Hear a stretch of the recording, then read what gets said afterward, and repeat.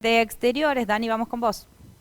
Buen día chicos. Bueno, les cuento que estamos en un día torrencialmente lluvioso el día de hoy, mucha lluvia. Lo que sí la gente pasa de paraguas para resguardarse de la lluvia, pero no con abrigo, porque es un día bastante caluroso, así que al que tenga que salir, si quiere un piloto, pero nada de abrigo porque no está haciendo nada de frío.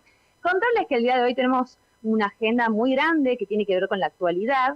El día de ayer, el gobernador Osvaldo Jaldo recibió en su despacho a la diputada Elia Fernández de Mansilla y a la senadora Beatriz Ávila para analizar lo que tiene que ver con la reforma laboral.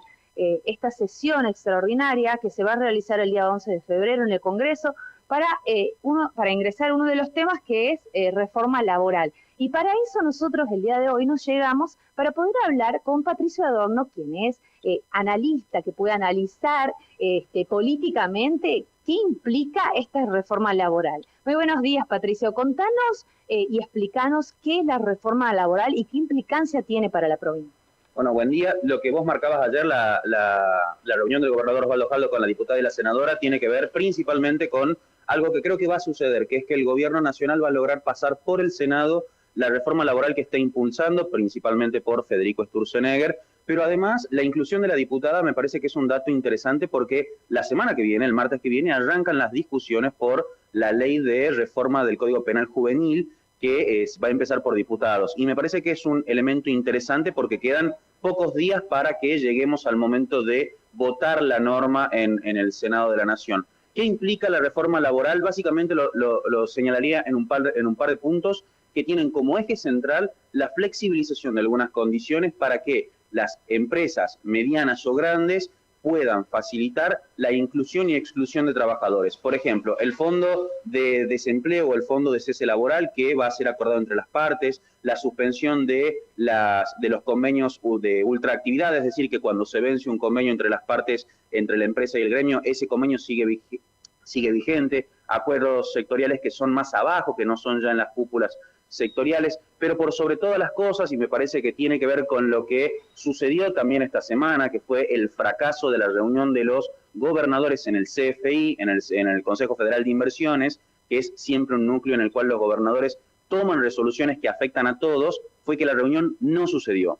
Y no sucedió por mérito del gobierno nacional, que logró desarticular este grupo de gobernadores que buscaba generar algún tipo de presión para derogar un aspecto particular de esta norma que impulsa el Ejecutivo Nacional, que es una reducción de la alícuota de ganancias que se le cobra a las empresas, sobre todo a las grandes empresas. ¿Por qué? Porque aunque más de la mitad de los argentinos están hoy en la informalidad y algo hay que hacer por lograr modificar esta situación, el costo que vienen asumiendo las provincias por el superávit fiscal de la nación se incrementa cada vez más y la pérdida de recursos coparticipables que quitaría o que implicaría reducir este impuesto afecta seriamente a la capacidad financiera de las provincias, que se vienen haciendo cargo de un montón de cosas que el gobierno nacional eligió no seguir sosteniendo. En ese sentido, me parece que los gobernadores empezaron a entablar conversaciones bilaterales con el Ejecutivo Nacional y me parece que estamos de cara a una sesión en la que los senadores aprueben el texto. Vamos a ver qué sucede en particular, porque me parece que, aunque el peronismo, el bloque que conduce el senador Mayans, y la CGT, que ha tenido un rol muy activo en enero y estos primeros días de febrero, tienen una capacidad para presionar sobre los márgenes de la ley, esos márgenes pueden ser muy significativos, sobre todo cuando afectan intereses concretos de las provincias. Creo que el Ejecutivo se encamina a una sesión en la que tiene algún tipo de expectativa positiva, pero que no puede dar por sentada la victoria, o por lo menos el texto original que envió no puede creer que lo va a sacar tal cual como está. Bueno, Patricio, vos hablabas de algunas de las ventajas y, por supuesto, esto facilita el contrato laboral, aumenta el trabajo y también aumenta el trabajo en blanco. Pero algunas de las desventajas tienen que ver justamente con la coparticipación a las provincias. ¿Cómo se enmienda eso para que se pueda aplicar y regularizar en Tucumán sin que eso nos afecte? No solamente va a afectar la recaudación de los estados provinciales y el Estado nacional, sino que al mismo tiempo también va a afectar la capacidad financiera que tengan los gobiernos locales y nacionales. Y además hay un hecho importante.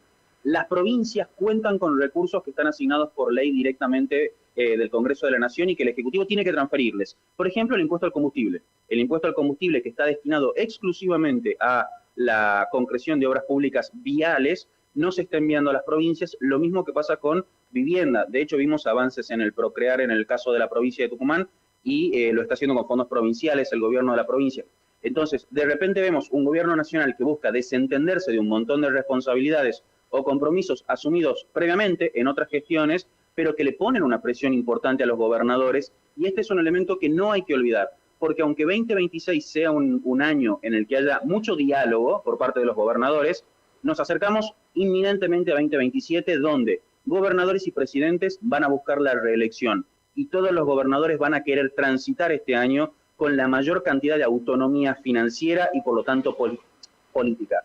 El escenario en el que estamos actualmente, que es un escenario en el que todas las provincias pierden constantemente capacidad financiera porque cae la coparticipación, porque cae la recaudación de recursos, es un año en el que los empieza a comprometer mucho. La única manera es que la segunda fase de lo que el presidente de la Nación siempre propone, que es la fase de dinamizar la microeconomía, empiece a notarse, porque hay un problema que es redundante y que empieza a instalarse centralmente en la agenda de los tucumanos y de los argentinos, y es el desempleo. Y me parece que ese es un dato que el presidente no puede soslayar, porque es lo mismo que le pasó a Carlos Menem en el 95. Condicionó la posibilidad de sostener el proyecto político que había empezado, y me parece que es algo que, si el presidente apuesta a aprender de sus errores, no puede dejar pasar por alto. Bueno, argumentos a favor: incentiva la contratación formal, reduce los litigios, da previsibilidad a los empleadores, mejora la competitividad. Críticas principales que tiene la reforma laboral: debilita derechos laborales históricos, aumenta la precarización, reduce el poder sindical y no garantiza la creación real de empleo. ¿Vos coincidís con estos puntos?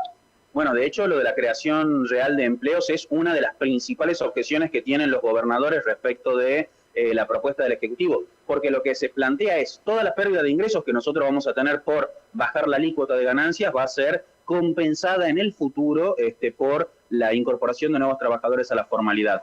Lo cierto es que gobernadores y la CGT, que son los principales críticos de la reforma laboral, tienen entre manos un problema enorme, que es la generación de nuevos puestos de trabajo, y me parece que la reforma laboral, la modernización laboral como la presenta el gobierno, viene de alguna manera a tratar de poner blanco sobre negro algo que sucede ya en la realidad, pero que tiene un claro sesgo en favor de las empresas. Y acá me parece que si el gobierno apuesta a trabajar en una norma que sea sostenible a largo plazo, no puede obviar la participación de otros sectores. Lo vimos cuando triunfó en otros momentos en los que hizo concesiones, y me parece que en este sentido, si el gobierno quiere ganar algo, va a tener que ceder en algunos puntos, y en ese sentido el Senado no lo veo tan difícil, sí lo veo más difícil en diputados, donde hay mayor capacidad de rechazo y de oposición.